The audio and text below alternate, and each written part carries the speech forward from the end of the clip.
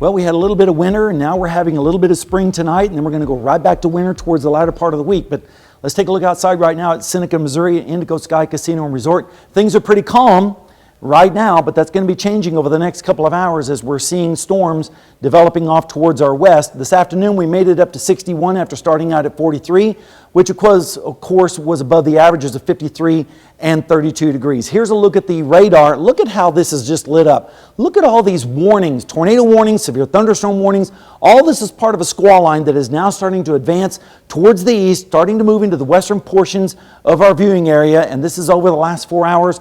Many tornado warnings in and around the Oklahoma City area. More tornado warnings a little bit closer to us.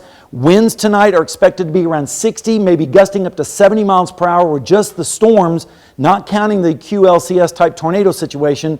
And then the winds are going to start to decrease as we go through the morning hours into around the lunchtime. And by evening, we'll see winds dropping down to around 15 to 20 miles per hour. Temperatures right now are in the 60s with strong southeasterly winds pumping up that Gulf moisture from the south. In fact, dew points are also in the 60s and 50s, helping fuel those thunderstorms as they roll in from the west. Right now in Joplin, it's 62 degrees and the dew point is 57. Look at the wind, gusting up to 33 miles per hour.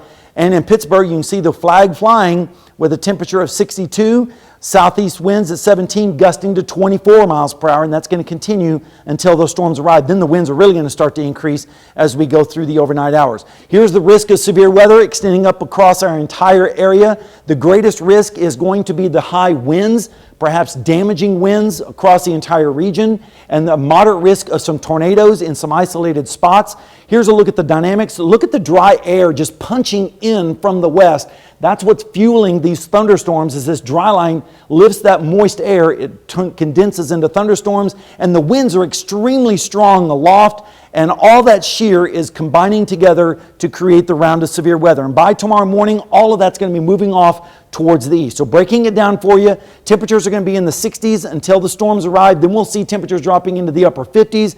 By 11 o'clock, moving into the western part of our viewing area. That rapidly pulls off towards the east. These storms are going to be moving at about 50 miles per hour. And by tomorrow morning, winds will be out of the southwest, gusting over 40 miles per hour with lows in the 40s and 50s. Then tomorrow afternoon, mostly sunny, but the winds are going to be with us with highs in the upper 60s. Then as we go into Tuesday morning, we'll see lows dropping back closer to normal in the 30s and 40s. Then Tuesday afternoon, 60-degree temperatures with southwesterly winds. And then as we go into Wednesday morning, we're going to see lows pretty much in the 30s and 40s on northerly winds. Rainfall amounts are going to be heaviest under the strongest storms, maybe an inch or so. Most areas will get around a half to maybe 3/4 of an inch. Snowfall amounts. Yes, we're talking about snow possibilities on Friday. Heaviest snow is expected to be to the east, but we could pick up a couple of inches even here in the Joplin metro area. So we're going to go right back into winter, and you can see that on our forecast. Windy tomorrow, 69, a few clouds on Tuesday,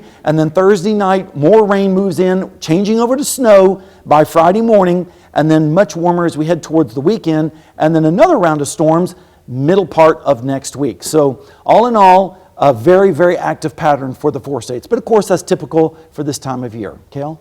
Yeah, and we've got that Skywatch Weather app on the App Store and the Google Play Store. And the whole team is activated, and we're keeping an eye on it. Yeah, all right. Well, thank you, Sam.